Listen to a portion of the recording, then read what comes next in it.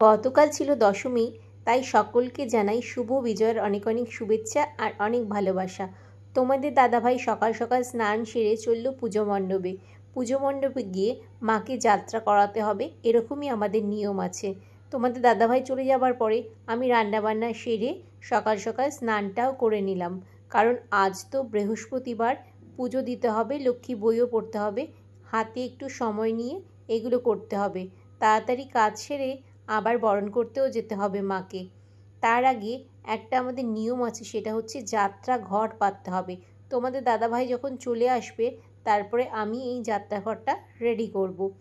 আমার শাশুড়ি মা যতদিন ছিলেন ততদিন এই নিয়মটা শাশুড়ি মাই করেছিলেন। আমি বিয়ের পর থেকে সেটাই দেখে এসেছি। তারপরে শাশুড়ি মায়ের অবর্তমানে আমার বড় যা এই নিয়মটা সবসময় পালন করে এসেছে। আমি তারপরে এই বছর প্রথম যাত্রাঘরটা পাতলাম, কারণ বড় জায়ের শরীরটা এখন একটু ভালো নেই, তাই এই নিয়মটা আমি প্রথমবারই করছি। তোমাদের দাদাভাই যখন যাত্রা করিয়ে চলে এসেছে তারপরে আমি ঘরটা পেতে ফেললাম। এখানে দেখো, বৃহস্পতিবারে ঘর যেরকম পাতি সেই একই নিয়মে আমি এই ঘরটা পেতেছিলাম। তারপরে উলুধ্বনি দিয়ে শঙ্খ বাজিয়ে মায়ের উদ্দেশ্যে এই যাত্রাঘর যখন পেতেছিলাম, ধূপ প্রদীপ দিয়ে মাকে প্রণাম করে বললাম, মা তুমি প্রতি বছর আমাদের কাছে এসো, আমাদেরকে আশীর্বাদ করো আর আমাদেরকে আগলে রেখো।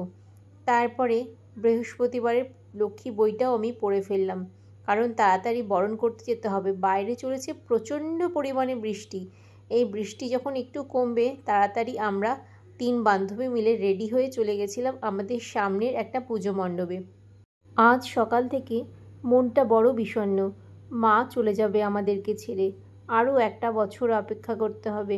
মা আসার অপেক্ষায় আজ থেকে আবার দিন গোনা শুরু। বুকটা যেন কষ্টতে ফেটে যাচ্ছে মাকে বরণ করতে। মা তুমি আবার এসো আমাদের কাছে, আর একটা বছর আমাদের আগলে রেখো, সামলে রেখো। তোমার দয়ায় আমরা বেঁচে আছি, তুমি আমাদের সাথে থেকো, সকলকে ভালো রেখো, সকলের মঙ্গল করো। আনন্দের মুহূর্তগুলো কেমন যেন এক নিমেষে শেষ হয়ে যায় মা।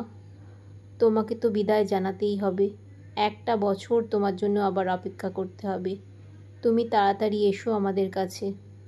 বরণ শেষে এবার সিঁদুর খেলার মুহূর্ত। এ যেন এক ভালো লাগা, ভালোবাসার, আবেগের মুহূর্ত। এই মুহূর্তটাকে আমাদের মনের মধ্যে আগলে রাখতে হবে একটা বছর। মায়ের বিদায়বেলা কষ্টের মুহূর্তে আমরা আনন্দ করে সিঁদুর খুলি। সিঁদুর আমাদের সৌভাগ্যের প্রতীক। এরপরে আমাদের বাড়ি ফিরতে হবে। আজ তাহলে এই পর্যন্তই। দেখা হবে আবার অন্য কোনো ভিডিওতে। তোমাদের ভিডিওটা কেমন লাগলো অবশ্যই কিন্তু কমেন্ট করে জানিও। আজ তাহলে আসি, টাটা।